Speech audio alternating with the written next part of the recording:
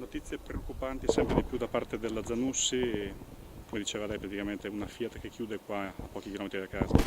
Beh, per noi è come se chiudesse la Fiat, è la madre di tutte le battaglie, questo lo diciamo in maniera tale che tutti abbiano ben chiara com'è la posizione.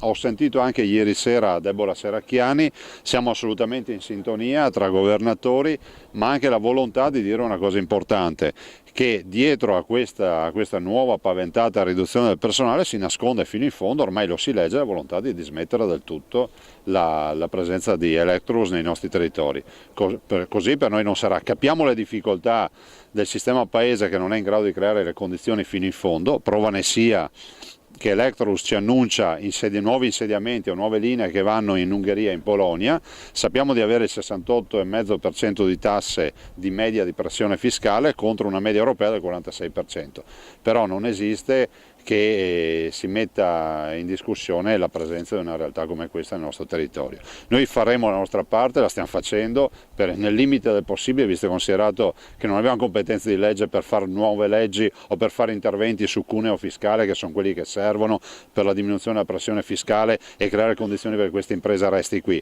Dico solo che il governo dia un colpo di reni, approfitti della legge di stabilità in discussione in questo momento in Parlamento per dare un grande segnale, perché la ripresa dell'economia non la possiamo programmare quando tutte le imprese se ne saranno andate.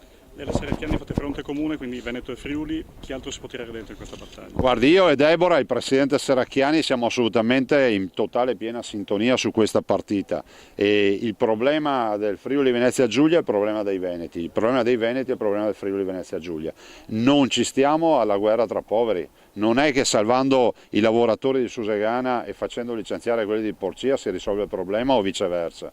Non vogliamo fare fronte comune e lo faremo fino in fondo.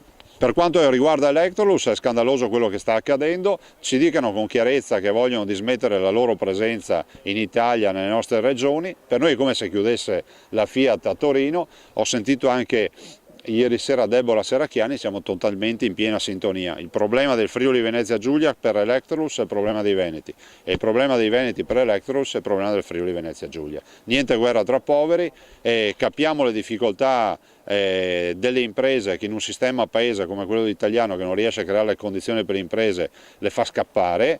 Capiamo di avere una pressione fiscale media del 68,5% contro una media europea del 46% e contro una Carinzia che fa pagare il 26% di pressione fiscale. Il governo si dia una mossa, dia un colpo di reni forte, approfitti della discussione in Parlamento della legge di stabilità per rilanciare l'economia. Un'economia che va rilanciata non dopo aver chiuso tutte le imprese, ma va rilanciata prima. Cuneo fiscale, più soldi in busta paga dei lavoratori, diminuzione della pressione fiscale e tutta una serie di defiscalizzazioni per promuovere l'economia, iniziando da queste imprese tipo Electrolux, che non deve licenziare dipendenti ma deve investire ancora di più qui da noi e assumerne, anche perché Electrolux ci dà come alternativa non la chiusura di linee produttive punto, ma ci dice che le trasferirà in Ungheria e in Polonia. Questa è la prova provata che il prodotto funziona, ma non ci si può dimenticare dei nostri lavoratori che hanno la maestria e conoscono bene queste produzioni e soprattutto e in particolar modo di un indotto che assieme ai lavoratori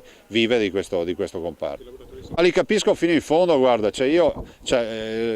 li capisco anche perché il grido d'allarme che si solleva da questa occupazione deve essere colto a tutti i livelli, ai livelli di pubbliche amministrazioni, di comuni, di province, di regioni, del fatto che comunque il governo debba intervenire, perché ricordiamolo fino in fondo, noi possiamo essere presenti sul fronte degli ammortizzatori sociali, possiamo essere presenti con la nostra finanziaria regionale per quel che si può fare, per quello che è previsto dalla legge, ma chi può decidere le sorti di un paese è l'azione del governo e del Parlamento. In questo momento il Parlamento discute la legge di stabilità. Si approfitti della legge di stabilità per introdurre i correttivi giusti per far restare l'Electrolux insediata qui da noi in Veneto, come in Friuli Venezia Giulia, piuttosto che nelle altre regioni dove è presente, e non si faccia una legge di stabilità come quella che è stata proposta al Parlamento, che non serve a nulla per le imprese.